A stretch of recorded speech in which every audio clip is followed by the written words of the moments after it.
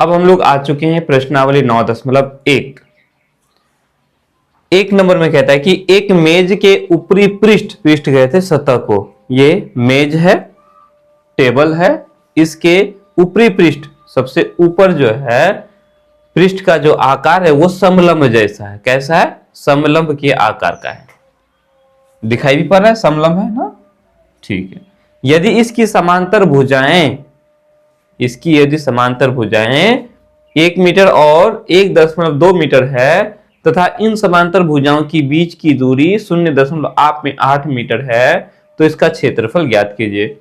हमें मेज की ऊपरी सतह का क्षेत्रफल निकालना है और मेज की ऊपरी सतह जो है किस आकार का है? समलंब के आकार का है। तो हम लोग समलंब का क्षेत्रफल तो निकालना जानते हैं बहुत अच्छी तरह से ना, बस सीधा आएंगे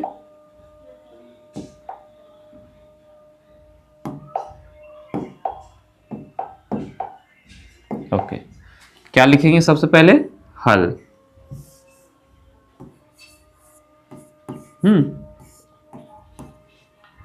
लिख देंगे सीधा मेज के, है ना, सतह का क्षेत्रफल निकाल देंगे। सीधा क्षेत्रफल लिख लिए, उधर जगह नहीं है तो हम यहां लिखेंगे बराबर, लिख दिए। और समलंब का क्षेत्रफल का सूत्र क्या होता है हम जानते हैं, क्या लिखते हैं? 1/2, है ना, 1/2 गुना, ऐसे लिखते हो ना, 1/2 गुना ऊंचाई गुना और समांतर भुजाओं का योग। समांतर भुजा मान लेते हैं, समांतर भुजा कौन कौन से हैं? तो ये जो सम्मुख भुजा है ये दोनों, है ना, ये दोनों हमारा समांतर भुजा, इन दोनों के बीच की दूरी है 0.8 मीटर, है ना। तो एक भुजा को मान लेते हैं ए और दूसरा भुजा को मान लेते हैं अगर बी, तो हम क्या करेंगे? ए जोड़ बी लिखेंगे, या फिर हम ए और बी ना लिख करके सीधा हम लोग ऐसे भी लिख सकते हैं, या लिख सकते हैं समांतर, है ना, भुजाओं का योग। यानी जो जो समांतर भुजा है उन दोनों ही भुजाओं को हम क्या कर देंगे? जोड़ देंगे। क्लियर? तो यही चीज लिखना है, 1/2 गुना, उसके बाद ऊंचाई चाहिए, तो ऊंचाई हो गया हमारा इन दोनों ही समांतर भुजाओं के बीच की दूरी को हम लोग ऊंचाई बोलते हैं। तो ये क्या हो गया हम लोग का? 0.8 मीटर हो गया। नहीं, उसके बाद हम क्या करेंगे? फिर गुना लिखेंगे और दोनों ही समांतर भुजाओं को जोड़ देंगे। एक है 1 मीटर, है ना, दूसरा है 1.2 मीटर। हो गया। अब ये काम आप लोगों का है, आप लोग इसको कर लेना।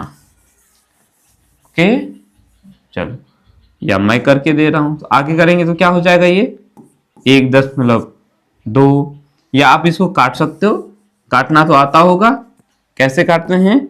1/2 है, 0.8 है ना, तो आप इसको काटने का तरीका क्या है? आप दशमलव को ध्यान में मत दो, ये समझो कि यहां दशमलव नहीं है समझ लो कि यहां दशमलव नहीं है, तो क्या करोगे? तो दशमलव नहीं है तो है क्या? 8 है, तो आप इसको काटोगे, 2 एका 2 और 2 चौका 8, 4 बार में कट गया, कटा कि नहीं? अब क्या करोगे? दशमलव भी तो है, पहले समझना है दशमलव नहीं है, समझ लिया नहीं है दशमलव, तो क्या है? 8 है, तो 4 दूनी 8 हमने काट लिया। अब देखो दशमलव है, अब मन में रखो कि अब दशमलव है, और है भी है सच में दशमलव। तो देखो कि दशमलव के बाद कैठो अंक है, दशमलव के बाद क्या है? 8 है, 8 कैठो अंक हुआ? एक ही ना अंक हुआ, तो क्या करना है? एक अंक से पहले, 4 से पहले हम यहाँ दशमलव लगा देंगे और यहाँ 0 लगा देंगे। ऐसा समझे? तो हमने इन दोनों को काट लिया, इन दोनों को हमने क्या किया? काट दिया। कितनी बार में? 0.4 बार में। ठीक, तो 1 और 0.4 को गुना करेंगे तो क्या हो जाएगा? 0.4 मीटर। उसके बाद इसको जोड़ देंगे, इसको जोड़ करके फिर लिख देंगे, है कि नहीं? तो अब इन दोनों को जोड़ेंगे तो कैसे जोड़ेंगे? काफी बच्चों को जोड़ भी नहीं आता, ये भी बड़ा समस्या वाली बात है। तो कैसे जोड़ते हैं? यहाँ है 1 और यहाँ है 1.2, तो तो ऐसा मत कर देना कि 1 और 2 3 और ये 1 बस 1.3 कर देना, ऐसा नहीं करना है। ठीक, तो करना कैसे है, देखो यहां 1 के बाद दशमलव है, उसके बाद 2 है, इसमें दशमलव नहीं है, इसमें दशमलव है नहीं है ना, तो नहीं है इसका मतलब है कि इसमें दशमलव के बाद 0 है। 1 का मतलब हम लिखेंगे 1.0। ठीक है, यहां दशमलव नहीं है ना, तो आप यहां क्या करो, दशमलव लगा दो, तो क्या हो गया, अब दशमलव के बाद क्या लगा देंगे, 0 लगा देंगे, अब हो गया।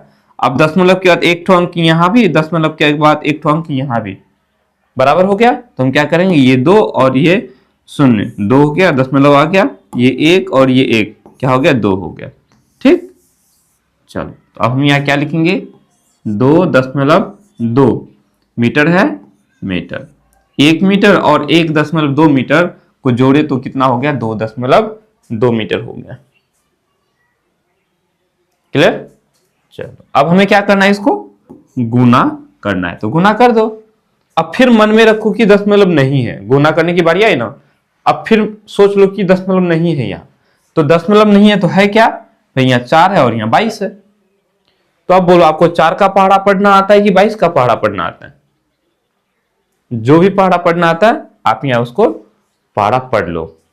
22 चौका 88 हो जाएगा, 22 चौका 88, या नहीं आता है तो ऐसे लिखेंगे 4 दूनी 8 है ना, फिर 4 दूनी 8 हो जाएगा, 2 बार पढ़ोगे ना, 4 का पहाड़ा 2 बार पढ़ोगे 8 हो गया, फिर 4 का पहाड़ा 2 बार पढ़ोगे 8 हो गया। क्लियर, इतना हो गया। अब तो नहीं बचा गुना करने का, क्योंकि दशमलव नहीं है तो 0 का तो कोई मतलब ही नहीं ना।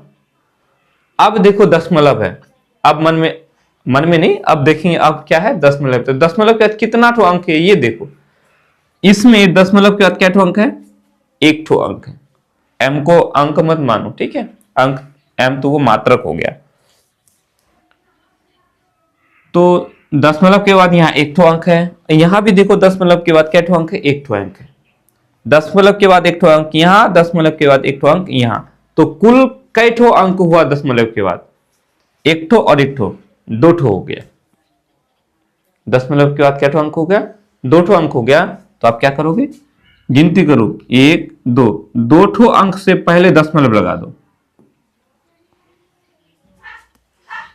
दशमलव के बाद 1 ठो अंक यहाँ, दशमलव के बाद 1 ठो अंक यहाँ, 2 ठो हो गया, 1 और 1 2 ठो अंक हो गया। तो जो हमने गुना किया ना, उसमें गुणनफल में हमें क्या करना है, इधर से 1 2 गिनती करेंगे और दशमलव लगा देंगे, लगा दिए। अब दशमलव से पहले यहाँ कुछ हो नहीं है तो कुछ नहीं है, मतलब हम यहाँ क्या लगा देंगे, 0 लगा देंगे। क्लियर, अब हमें इसको गुना करना है, यहां भी मीटर है यहां भी मीटर है, जब दोनों मीटर को गुना करेंगे तो क्या हो जाएगा, ये मीटर स्क्वायर हो जाएगा। ओके, तो इस तरह से हमने क्या किया, ये जो सतह का क्षेत्रफल है, किसके सतह का, मेज के ऊपरी सतह का जो क्षेत्रफल है वो हमने निकाल लिया, वो कितना मिला, 0.88 मीटर स्क्वायर, या 0.88 वर्ग मीटर भी इसको पढ़ेंगे। तो चलो इसको उतार लो।